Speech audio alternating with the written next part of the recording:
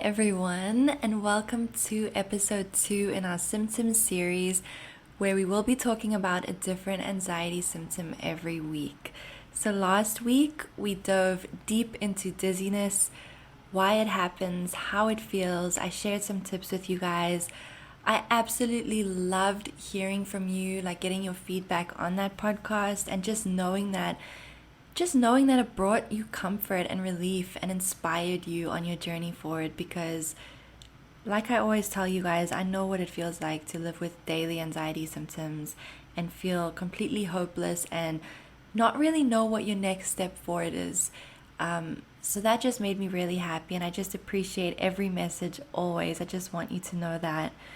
Today we are going to dive into those really awful and terrifying, in fact, heart and chest sensations that go along with anxiety. So, funny story before we dive in. I actually recorded this entire thing for you last night.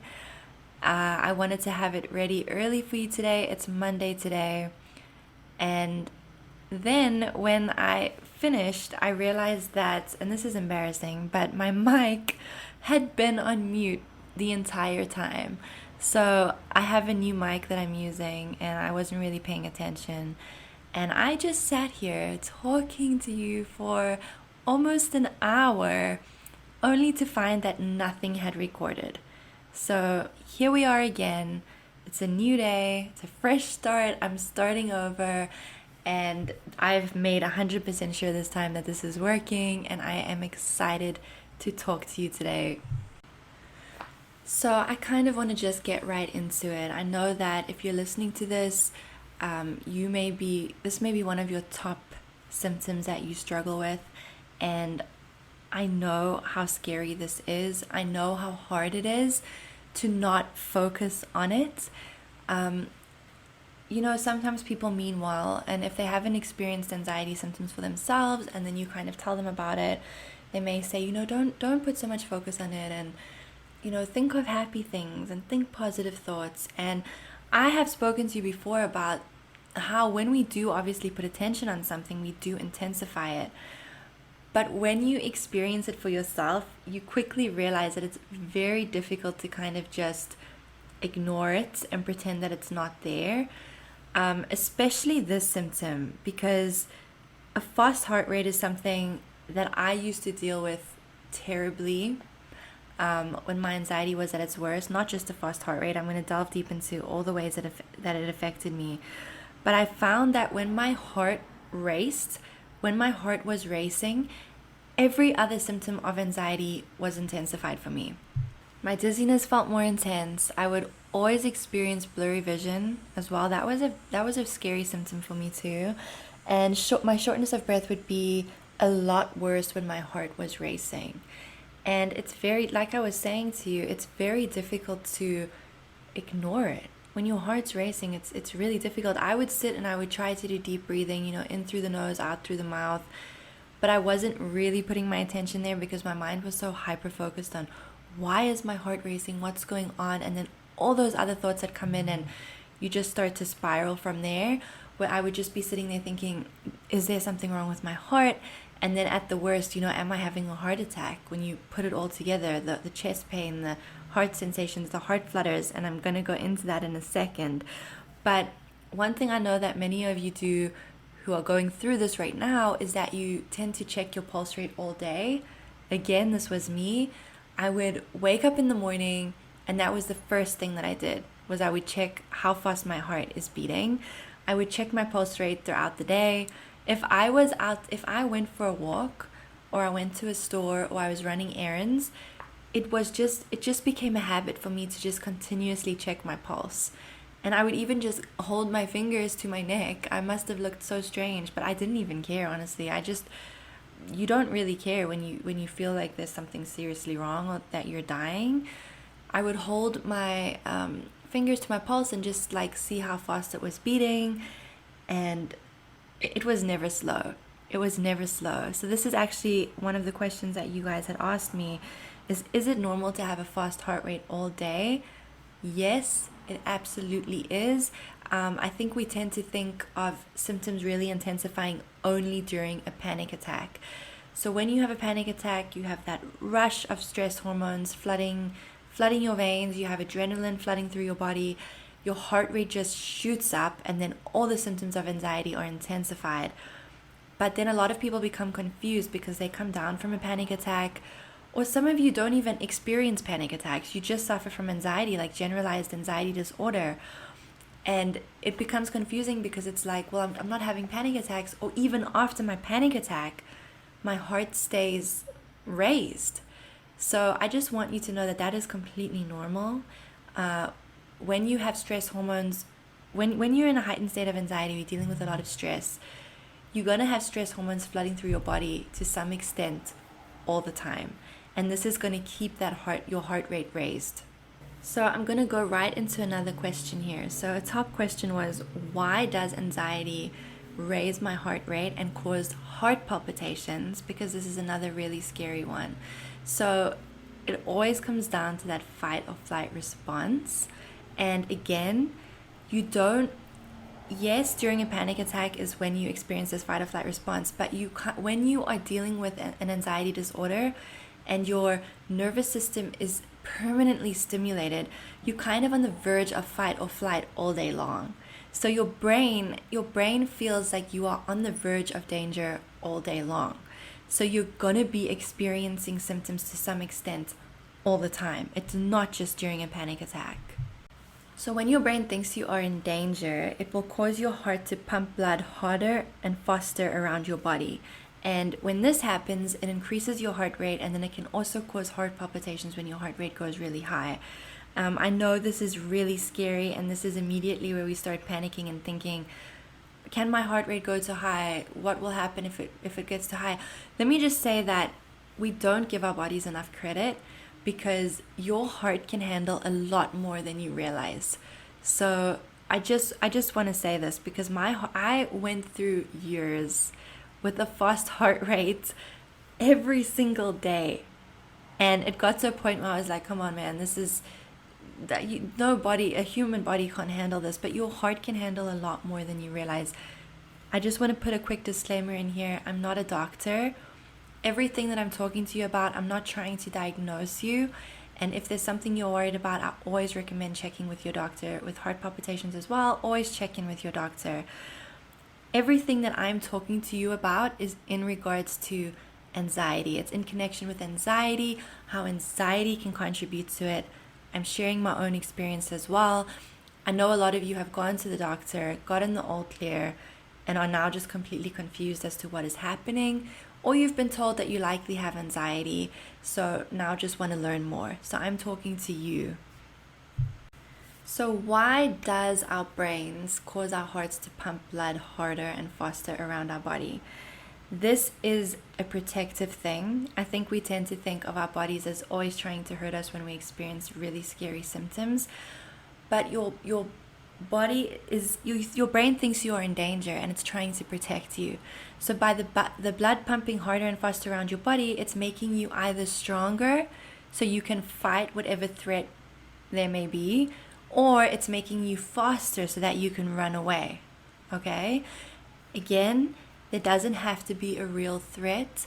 Our brain doesn't always know the difference between a real threat and a perceived threat. If you're already dealing with a lot of stress, you have a lot of stress hormones happening, you have a lot of inflammation going on, just your nervous system is stimulated and your brain is on hyper alert all the time. So if you experience even a little bit of fear or something stresses you out, your brain immediately activates the fight or flight response. Okay? So when your blood is really pumping and it's really pumping its way around your body much harder, much faster, you're going to experience a fast heart rate. Your heart rate is going to be elevated. This is different for everybody. Usually during a panic attack, it will be at its highest, but like I told you, your heart can stay raised all the time. Okay? And it can elevate it can really raise pretty high, just so you know that. But during a panic attack, the adrenaline wears off pretty quickly, so it can't stay raised to a certain extent for too long. It has to come down, but don't be alarmed if it still stays raised, because remember, you're in that hyper, like, your nervous system is stimulated. You just on edge. Your body is on edge all the time. My heart rate used to be well over 100 when I wasn't even doing anything. When I was just sitting down, I would have times where I remember one day I was just watching TV.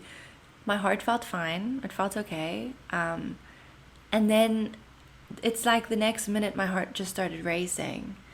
And this is when my anxiety was at its worst, so I just never knew when my symptoms were going to kind of like hit me all at once.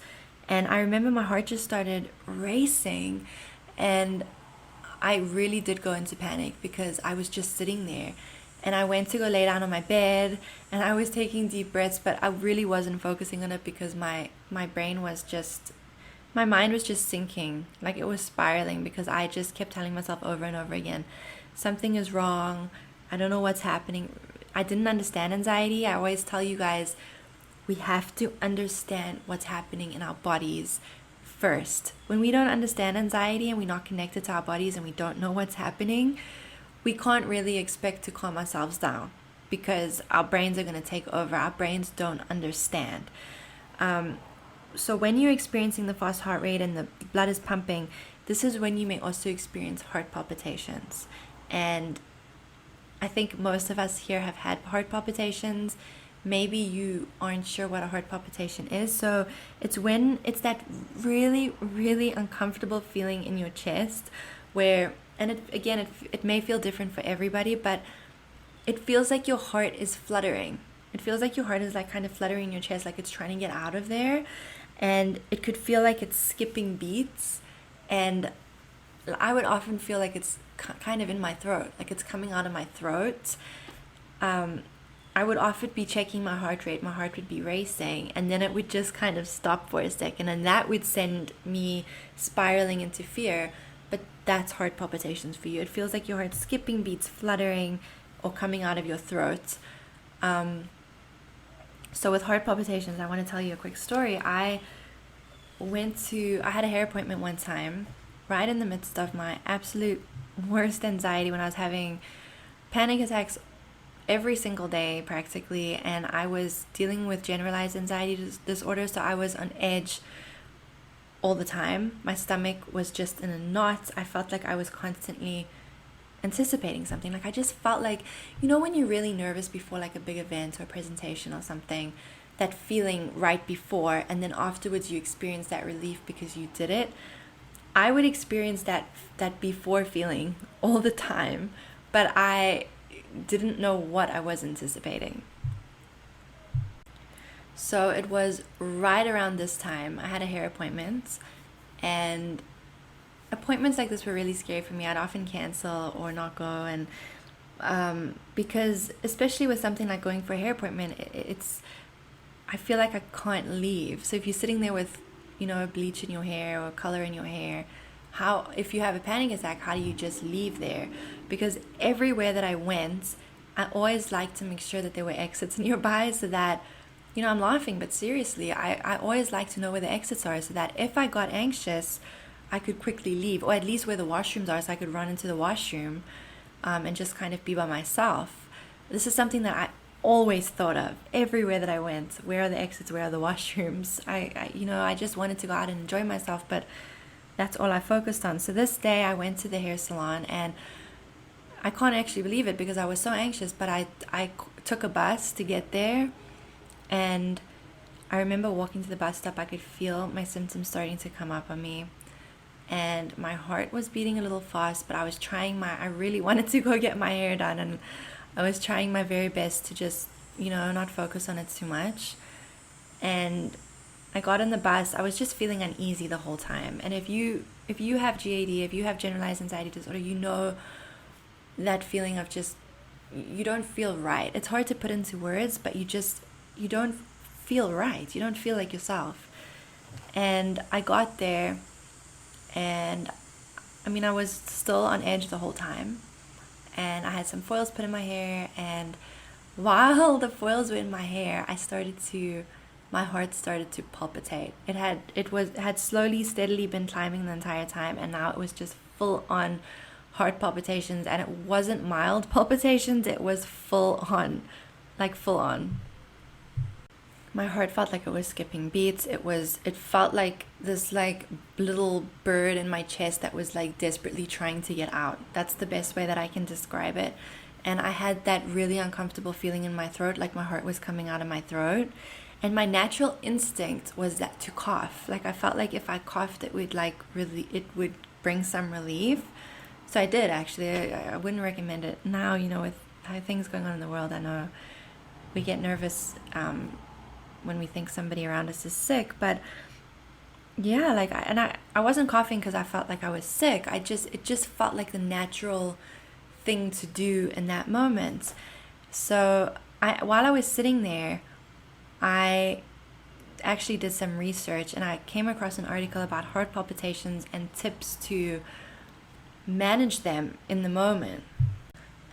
And this is when I learned about the vagus nerve, which I'm not going to go into too much like boring detail here, but all you need to know is it's the longest cranial nerve that runs from your brainstem to your abdomen. And when you stimulate this nerve, when you find ways to stimulate this nerve, it can help to lower your heart rate, and then it can help to ease up on those heart palpitations. So it was actually really interesting because the very first tip to stimulate this nerve was to cough. And I didn't know about this nerve. I didn't know anything. I didn't know any tips for managing heart palpitations, but it was like my body's natural instinct to do that. And this is really fascinating actually, because I feel like when we deal with anxiety symptoms, whether it's this one or any other one really, I feel like our bodies feel foreign to us. We feel completely disconnected from ourselves. It's kind of like we're looking at ourselves from the outside, and we don't relate. Like we look at our bodies as not part of us. Like we don't understand. Like we don't relate.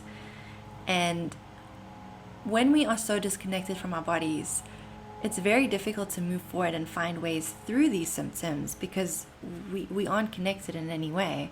And really, truly, the best way to start connecting with your body is to just start listening, to become aware, to start understanding anxiety and why it's happening, and then to start listening to your body. And I was at the hair salon, and I feel like if I had been at home, I may have panicked more because I was just by myself. But when I was there were people around, and I was kind of, you really have nothing to feel ashamed of. That's not what I'm trying to say. But I was aware that there were people around, and I didn't want to kind of, panic or freak out in front of people. So I was kind of forced to sit in it and sit with myself for a minute. And when I did that, my body's natural reaction, it's like my body was talking to me and kind of telling me, coughing may help you right now. That's just what felt right. And then I come across this article where coughing is one of the number one ways to stimulate the vagus nerve. So I thought that was really, really interesting actually. And then another way to stimulate this nerve is with cold water. And this was something else that I had been doing as well without even realizing. So I always found that when I ran my wrists under really cold water, I would notice that my heart rate would go down. If I was really panicked, it wasn't a significant drop, but it definitely felt like it did bring some relief, and with the heart palpitations too.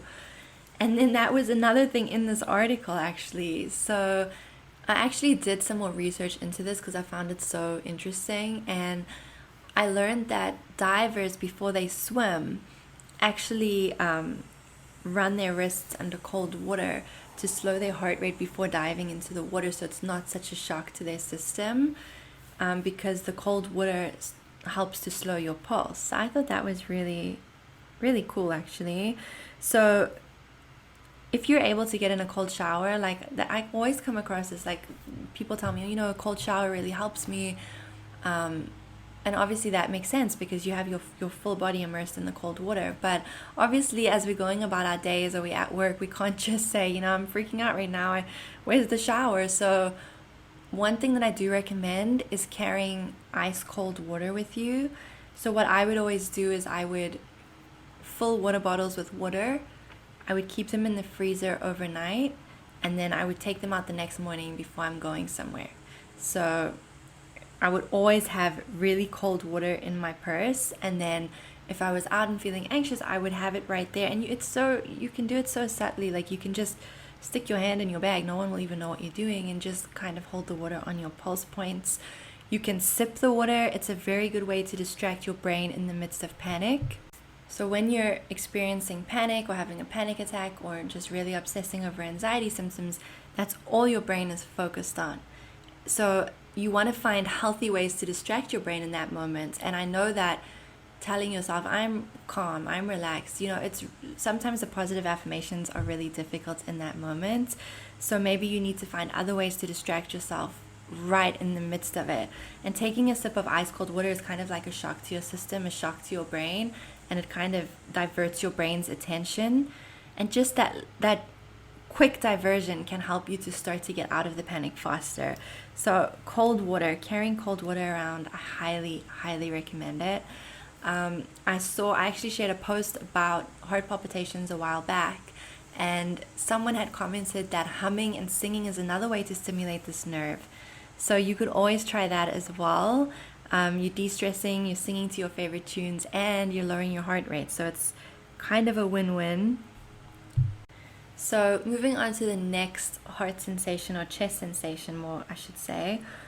A question that I had was, can you describe how anxiety chest pain feels, and then why it happens? So this, I think, is why we immediately think, oh my gosh, I'm having a heart attack, when we start to experience what we think is chest pain. Well, what is chest pain? Because the symptoms are real. You're not imagining them. So the pain, it's different for everybody. I can't sit here and tell you exactly how it feels because you may have a different experience, but it can feel like a burning, an aching, a throbbing. It can even be, I would sometimes get just like random stabbing pains that would have me jumping up and like, what's happening. So I feel like when your heart is already raised, it's palpitating, now you're dealing with chest pain, your brain starts putting it all together and thinking, well, hold on a minute, like, is this a heart attack? What's happening? And of course, if like me, you had or perhaps have a bit of an unhealthy obsession with Googling every symptom, and trust me, I'm not judging you because I know how difficult it is to stay away from Google, then you end up coming across some things that may just send you spiraling. So you'll very likely see all of these symptoms listed under a heart attack, not realizing that anxiety mimics some very real conditions. So many people end up in the ER every year, 100% convinced that they're having a heart attack, and then it's an anxiety attack. Okay, again, I'm not a doctor. Like I said earlier, I always recommend checking in with your doctor with anything you're concerned with. But if you've been given the all clear, or you've been told that you likely have anxiety or have been diagnosed, then I just want you to know that anxiety absolutely can and does cause these very real sensations, including chest pain. Okay, I'm seriously, there's been more than a few times where I've sat and really had to sit there with myself. I had my hand on my chest, massaging my chest, like trying to take deep breaths, trying my best to calm myself down, as my brain was really trying to convince me that something was wrong. So the reason for the chest pain, is it all comes down to, again, remember, your brain thinks you're in danger and it's going to act accordingly to try and protect you. It doesn't matter if there's no real threat. Your brain's goal, your body's goal is to always keep you safe. So in this instance with the chest pain, your muscles are tensing and tightening up. And the reason that your muscles do this is to protect your internal organs. So your brain thinks there's a threat. It doesn't know what the threat is, but it knows something is going on. It's going to protect you any way it can. And by tightening up the muscles in your chest, it's protecting your most vital organs. So it's protecting those organs. So when this happens and you really are in danger and trying your best to survive, you're not going to be focused on, oh, this feels strange, oh, I can feel pain. You're just going to be so focused on getting away that you're not really going to you're not going to feel anything. You're just going to be grateful that you can run like hell, or that you're stronger than you've ever been before. But when you're at work and you're sitting at your desk, or you're at home, or you're running errands, or you're standing in line, or you're trying to have like a cup of coffee with your friend or something, and your muscles start to tighten up because your brain thinks you're in danger, you're going to feel that, and you're going to experience pain because your muscles can really tighten up, and that's going to cause a lot of pain. And like I said, that combined with the fast heart rate and the palpitations is going to really have you sinking into panic. And I know because I've been there, and it's hard because you're not imagining the pain. The pain is there, it's real. It's due to the tightening of your muscles. But by the reason that I make these podcasts and the reason that I talk about symptoms all the time on my page is that you can become more aware. Because if in the midst of it, you're able to tell your brain, you know what, I know what's happening here. I'm not saying you're not going to be scared, and it takes time.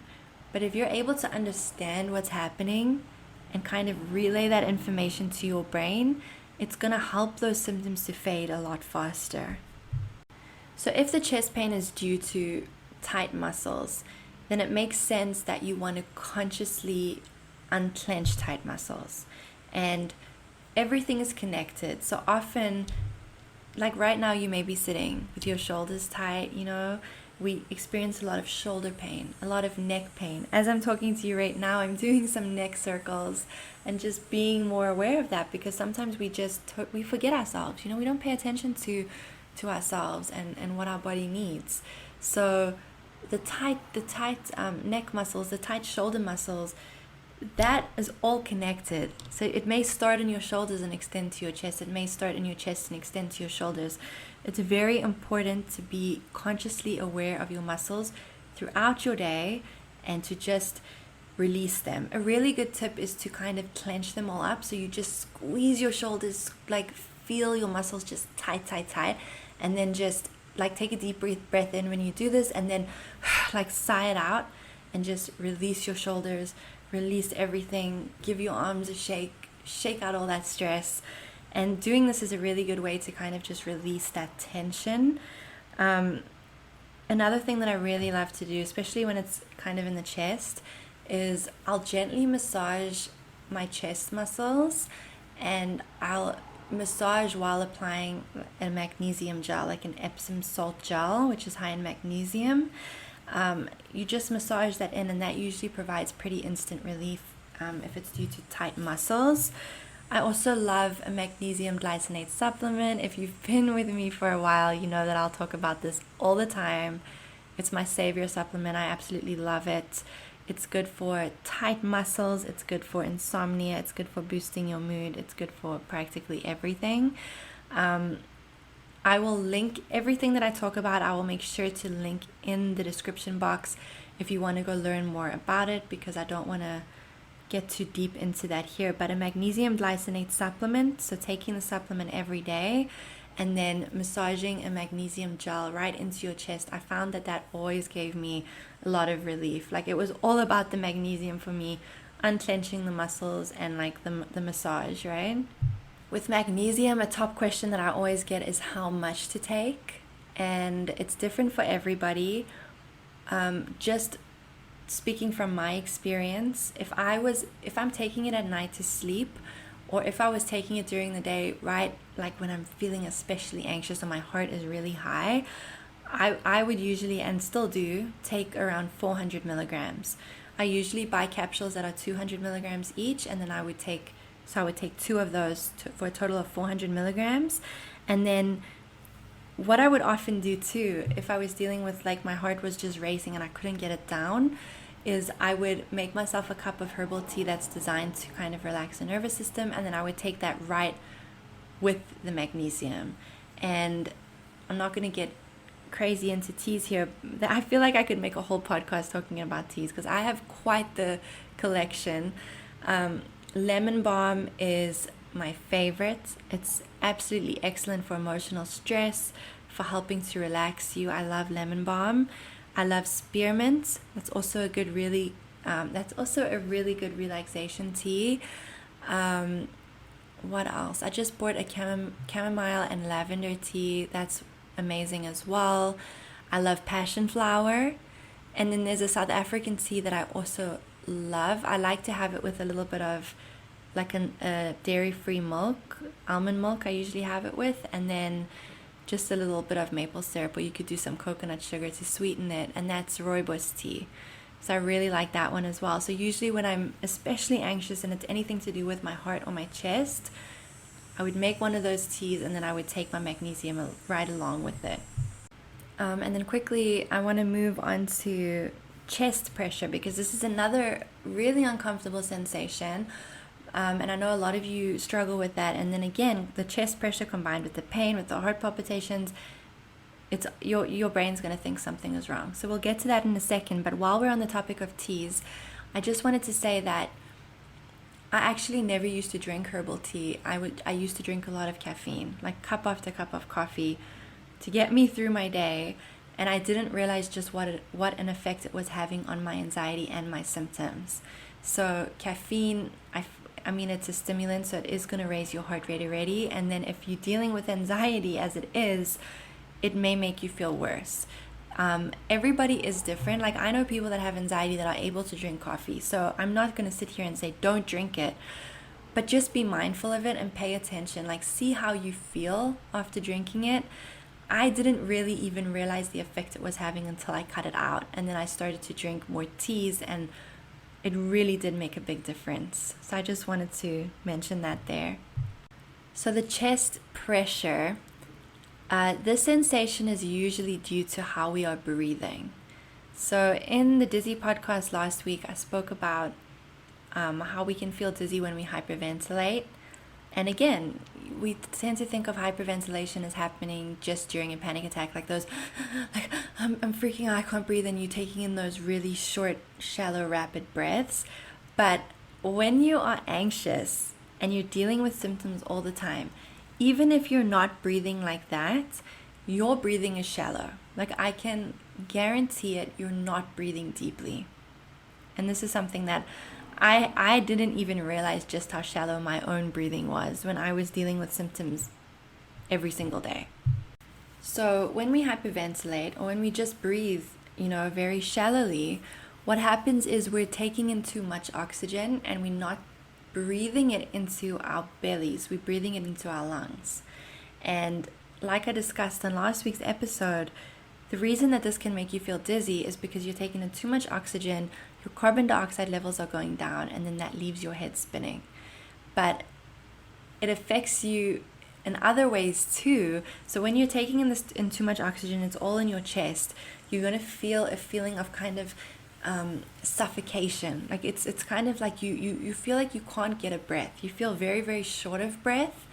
And again, the shortness of breath combined with heart sensations is not going to make your brain, it's not going to help you to feel any better. These are all just kind of like, I'm just saying this in quotations here, like confirming to your brain that something has to be wrong. I'm short of breath, I have chest pain, and all of that. So when you're taking in these really shallow breaths, you're going to feel a lot of air just in your chest, and that can cause a feeling of chest pressure, of suffocation, of shortness of breath, along with dizziness. It can also cause tingling. That's another thing I want to mention here. Some of us may experience the chest pain, and then we find that we have tingling in our bodies. And you Google symptoms and you see, pain in the left arm or tingling in your arm, that's a heart attack. But anxiety can cause the same symptoms, and it can all be down to how you are breathing. So you want to control the stream of air coming in and out of your lungs. You want to streamline it. You don't want to take in as much oxygen. And the best way to start balancing your breath when you're taking in those shallow breaths and you're feeling dizzy, you're feeling the pressure on your chest, is to start to breathe in and out just through your nose. So that alone can make a big difference. Just breathing in and out through your nose so you're not gulping the air in through your mouth. All right? Alternate nostril breathing is another breathing technique that I absolutely love. That is just through your nose as well, but you're breathing through one nostril at a time. I show you how to do that in my panic attack highlight on my Instagram page, and I'm going to be making some more updated videos soon showing you some different breathing techniques that I really love. But alternate nostril breathing, or just simply breathing in and out through your nose, can already help to balance the breath so that you start to feel less pressure on your chest, less dizzy. It kind of it does. It brings you back into the present and grounds you in this moment. Because when we're panicking, we're definitely not in the moment. Our brain is running away from us. For long-term relief, I do highly recommend looking at your lifestyle, like looking at what you're eating every day. Again, I believe everything in moderation. But if, like me, just like I was during my worst anxiety, if you're eating a lot of sugar every day, if you're consuming a lot of sugar, if you're eating a lot of processed, fast, fatty, fried foods every single day, then you may just want to take a step back and just see how you can improve on that. I was highly skeptical that my food had anything to do with any of my symptoms until I cut some of them out or cut back on them and started adding more like nutrient-rich foods in, foods that are designed to nourish our cells, designed to reduce inflammation in our bodies. Because the minute you start reducing inflammation, your symptoms start to fade. And I am proof of this because like I'm telling you, I did not believe it, but I became so desperate and I realized that I wasn't living. I got to a point where I could hardly step out my front door without going into panic. I was becoming agoraphobic. I didn't want to go anywhere. I was like, what is the point? Because I know that I'm going to experience all these symptoms the minute I leave. So when I reached that point, I realized, you know what, I have to do something. And I was willing to try anything. And being more mindful of what I was putting in my body and how that was affecting me internally was massive. And I go deep into that in my book. I'll add the link in the description. And I also recommend checking out the nutrition posts on my page and all the heart posts where I talk more about this as well. I really try to give as much information in the captions as I can. And then I also recommend reading through the comments because a lot of people share their own experiences, and that way you can see that you're not alone, you know, and you can also give each other advice and you can support each other on your own journeys. So another thing is lack of sleep. If you don't sleep, your heart rate is going to be higher and every other symptom of anxiety is going to be heightened.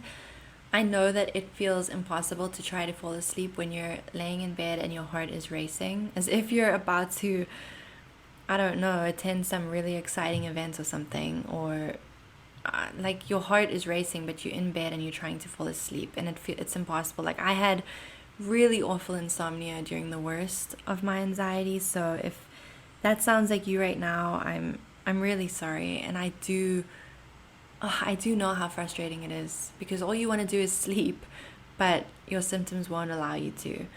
So this is again where the magnesium does come in very helpful. I take 400 milligrams before bed, and there's something else that I've been taking recently, and I wanted to share that with you. So I really love golden milk, and I've spoken about this before. And I have, if you go to the highlight on my Instagram page, I have a recipe there that I really love to make. But recently I've tried, and a company sent me some products to try. And I never share products, honestly, unless I love them, and I can be very picky. But I went through a bit of a stressful time. Well, I've gone through quite a lot of stress this year, and whenever I'm stressed, my sleep is affected. So I decided to give this product a try, and it's by a company called Organifi, and it's their golden milk, and it's for rest and relaxation. It's amazing before bed, but you can have it during the day. Like sometimes I'll have it in the afternoon if I want to unwind. But honestly, when I have this before bed, and I'll often take magnesium along my supplement with it, I find that I only really have to take 200 milligrams of magnesium when I take this because it's so effective. I genuinely notice that I sleep so much better. I fall asleep faster. My sleep quality is better. It's truly amazing. So it's a golden milk powder. So the turmeric is in there. Turmeric is the spice that makes golden milk golden milk. It's a natural adaptogen, and adaptogens just basically help your body to better manage and handle stress. And turmeric is great before bed because it actually improves the quality of your sleep. So what I really like about this mix is it's not just the turmeric, it also has some other things in there like reishi mushroom, which is an excellent mushroom for relaxation. It also has lemon balm, which is seriously my favorite herb. I love lemon balm tea. I try to drink it every single day. And it has some other really good things in there. It's naturally sweetened. It's really great. So I've been having that for a while now, and I find that really, really effective at helping me to sleep. So I just wanted to share that with you guys, just in case you wanted to try it. I know how difficult it is to sleep when you're stressed. So I know we try absolutely everything, and this is something that sleep has been tricky for me my entire life. Like I'm not one of those people that can just put her head down and fall asleep. If there's even a little bit of stress in my life, I struggle to sleep. And when you're dealing with a fast heart rate or any other symptoms, and then you're not sleeping, it really doesn't help you at all. So I will link that in the description if you want to check it out. I also have a little homemade recipe on my Instagram page in my recipes highlight if you want to see that and try that for yourself. I think I'm going to wrap this up soon just because I'm checking the time and we're around 40 minutes already.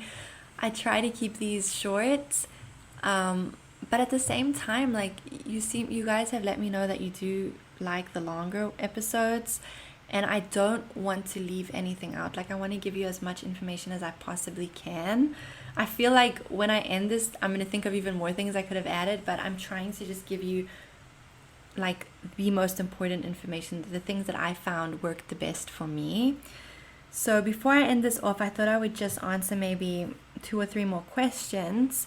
So the first one here is, how do I exercise when my heart rate is already high? This is a really good question because we all know that anxiety is good for us. Even if you don't understand anxiety, even if you're not a health guru, we all know that exercise is good for us. And in case you didn't know, it really is great for anxiety because it lowers cortisol, your stress hormone. It boosts your mood. It's amazing. But when you're trying to work out with a fast heart rate, it just feels impossible because I've been there, I've tried. Exercise was something that I was determined to try to get more into when I was dealing with panic attacks. But I would start, and within 1 minute I would just give up because my heart would just get too high and I would start to panic. So my best advice here, so what I was doing was I found this channel on YouTube. Her name is Jessica Smith. She's awesome. She's cool. And she has a whole bunch of different workouts, and she does a lot of walking workouts. And my anxiety was so bad that I'm going to be honest with you, I'm embarrassed, but I struggle to do the walking workouts. Within a minute of the walking workout, my heart was palpitating. But I really did try. I would take breaks, and then the more I started to get into that, I was able to kind of complete a 20-minute walking workout, but I was gentle with myself. Initially I was not gentle with myself until I realized, you know what? Being harsh with yourself is not working. You got to try something else. So I think my advice here would be to just be gentle with yourself and do what you can. I think we have this idea that we have to do really high intensity workouts to experience relief or for it to be effective. But when you're in the midst of anxiety and your body's in a high state of stress, you kind of have to do what you can. I think it's especially difficult if you're the type of person, if you're an athlete, or if you're the type of person that was doing high intensity workouts, then started experiencing anxiety and realized you can no longer do such high intensity workouts right now. But that's the thing, right now. This isn't a forever thing. You will get back there. But while you're starting to reduce inflammation in your body, you're starting to reduce stress, just simply do what you can. You will get back there, but you just have to be gentle with yourself right now. And I know it's frustrating, trust me, I know. So I just started with the walking workouts, and then this is around the time that I got into yoga. Even a gentle stretch is better than doing nothing. So if all you're able to do is lay down on your yoga mat, lay down on the grass outside, lay on your floor, lay on your bed, and just do some deep breathing and some light stretching, that is better than nothing and something to be proud of. I have now managed to build myself up to doing a lot more heavier flows in yoga. I think a lot of people think yoga is, and this was me too, I thought yoga was like super chill, like every flow was like super chill and calm and you're not going to break a sweat. But yoga can be sweaty, and what I really like about it when I'm doing a sweaty yoga flow is there's such a focus on your breathing and taking into account how your entire body feels the entire time. So you start to connect with your body more. So I really do enjoy yoga and stretching for that.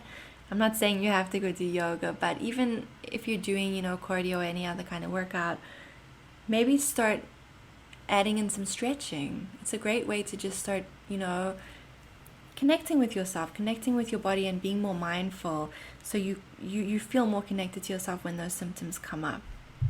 So there's just one more question I want to answer here, because this is getting pretty long now.